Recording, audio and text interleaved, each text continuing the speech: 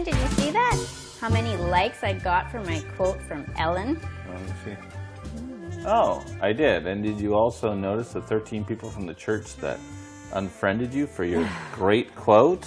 Honestly, I don't care. These quotes are inspiring, and they're not that far from our Christian beliefs.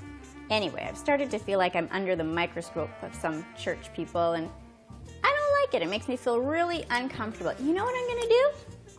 I'm going to unfriend them all. Whoa. Hey, stop. Me. What? Stop. You don't need to do that. Think about what you're doing. Look, I know you. Yeah, I know you have a good heart. I know you're a good person. But you need to realize you're in a very public position at the church, and the congregation is always watching you. But I don't want them to watch me.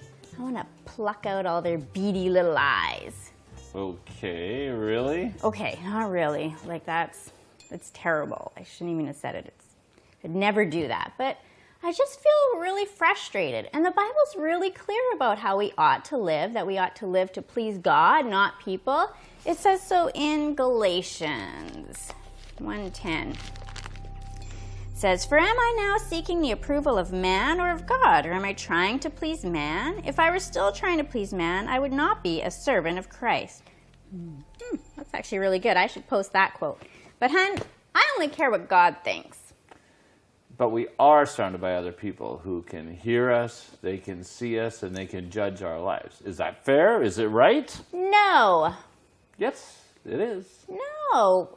You're going to have to explain yourself on that one. Okay, look, Paul told the believers to imitate him as he imitated Christ, right? Mm-hmm. And we do the same thing. We look to other people to see what godly living looks like. Yeah, I guess I've looked to Mom and Pop's marriage to see what a good marriage looks like, or even to your parents' marriage. Yeah, so just as we look to other people to see what godly living looks like, they're looking at us. And we're in a very public ministry, so people are always watching us.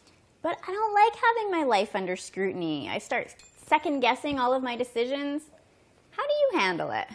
Not always well. I think one of my temptations is, when I need to make a decision, I start thinking about what people in the congregation would want me to do instead of what God's calling on my life is. Yeah, and don't you resent the intrusion too and the inevitable, unwelcome negative feedback that you get? Sometimes, but then sometimes I think that, being under the scrutiny of the congregation is God's protection for me, and it's a way for him to guide me. Wow, for reals? You really think of it that way, that it's God's protection on your life? Well, think about this.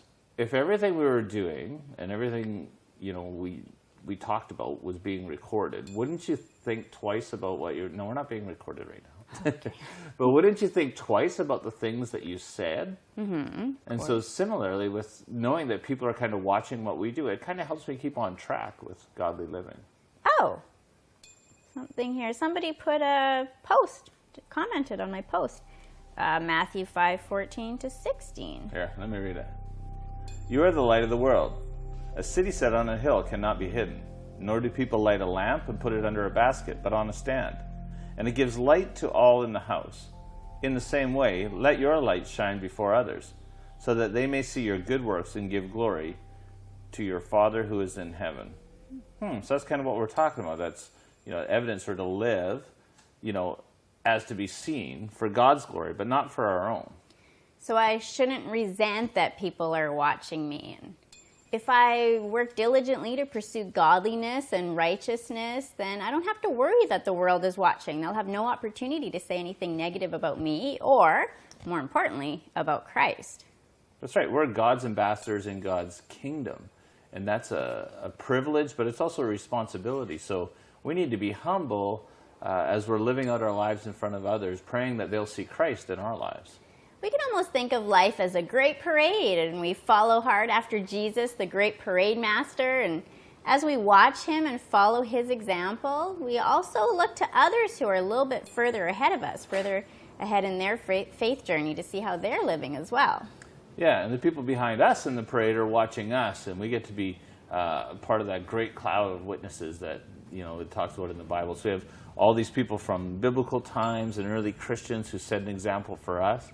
And we need to thank God in humility that he's chosen us to live out our life before other people as well. And may he give us strength to live well, both privately and publicly, for his glory. Okay, so we should review this before you make any other posts, so you kind of don't do anything. Make sure I've got it straight. That's right. Let me review. All Christians need to be mindful of the way they are living and of the reputation they are building by their lives, and even more so if they are in a position of leadership. When we pursue a godly life, knowing that we are being watched and imitated, we must remember that it is His glory we are seeking and not our own.